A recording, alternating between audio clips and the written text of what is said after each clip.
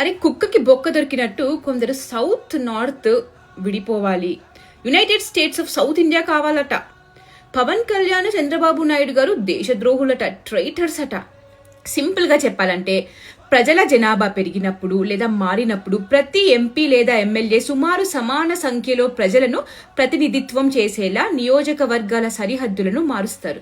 ఇది ఒక్కరికి ఒక్క ఓటు, ఒక్క విలువ సూత్రాన్ని నిర్ధారిస్తుంది. అంటే every persons vote is valuable అన్నమాట.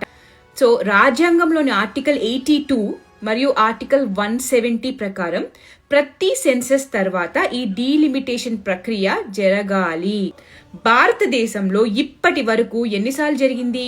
ఇప్పటి వరకు 4 సార్లు జరిగింది. ఇంకా 76 లో ఇందిరా ఖాన్ 2001 వరకు ఫ్రీజ్ చేశారు. సో 2001 లో వాజ్పేయి గారి ప్రభుత్వం మళ్ళీ 25 ఏళ్ల ఫ్రీజ్ పొగిడించారు. 2026 లో ఇప్పుడు డీలిమిటేషన్ జరగాల్సి ఉంది.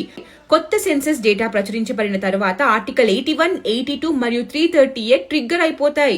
కమిటీ పాపులేషన్ ఆధారంగా చేసేస్తుంది, డీలిమిటేషన్ అమలైపోతుంది. 2011 సెన్సస్ ఆధారంగా మాత్రమే డీలిమిటేషన్ చేసినా కూడా దక్షిణ రాష్ట్రాలు పూర్తిగా రక్షించబడవు సరికదా, పనిష్మెంట్ ఇచ్చినట్టు అవుతుంది. అందరికీ సమాన న్యాయం, సమాన సీట్లు ఇవ్వాలని చెప్పి 131st అమెండ్మెంట్ బిల్ 2026 ని అమలులోకి తేడానికి ఇప్పుడు ప్రయత్నం చేసేది. దీనితో పాటే 30% ఉమెన్ రిజర్వేషన్స్ కూడా ఇవ్వాలని కేంద్ర ప్రభుత్వం నిర్ణయించింది.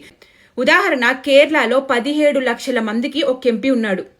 తెలంగాణలో 3.5 crores మందికి ఒక ఎంపీ ఉన్నాడు. సో ఇప్పుడు 2026 లో డీలిమిటేషన్ జనాభా ఆధారంగా జరిగితే కేరళ సీట్లు 12కు పడిపోతాయి. ఆ సీట్లలో 4 మహిళలకు రిజర్వ్ చేయబడతాయి. వాటిలో 8 సాధారణ సీట్లు మాత్రమే మిగులుతాయి. ప్రభుత్వం నిరోధించాలని చూస్తున్నది ఇదే. జనాభా ఆధారంగా చేస్తే దక్షిణ రాష్ట్రాలు నష్టపోతాయి. ముందే ప్రభుత్వమే ప్రోరేటా బేస్డ్, అంటే ఇప్పుడు ప్రతి రాష్ట్రానికి ఉన్న సీట్లను 50% పెంచుతుంది. సో 543 నుండి 816 సీట్లకు పెంచుతుంది. రిమైనింగ్ యూనియన్ టెరిటరీస్ ఎలాగూ ఉన్నాయి. కర్ణాటకలో 28 నుంచి 42 సీట్లకు పెరుగుతుంది. తమిళనాడు 39 నుంచి 59కి, కేరళ 20 నుంచి 30కి పెరుగుతున్నాయి, తగ్గట్లే 10కి. ఆంధ్రప్రదేశ్ 25 నుంచి 38కి, తెలంగాణ 17 నుంచి 26కి. 5 రాష్ట్రాలు కలిపి 66 అదనపు సీట్లు పొందుతాయి.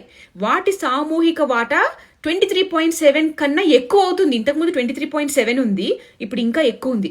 ప్రభుత్వ ఏర్పాటులో వీళ్ళ వాటా ఏ మాత్రం మారదు. ఈ మోడల్ కు వ్యతిరేకత అంటే దక్షిణ హితాలకు వ్యతిరేకత అని అందరికీ ఓపెన్ గా ఏం చేస్తున్నామో చెప్తున్నారు ఇంత క్లియర్ గా.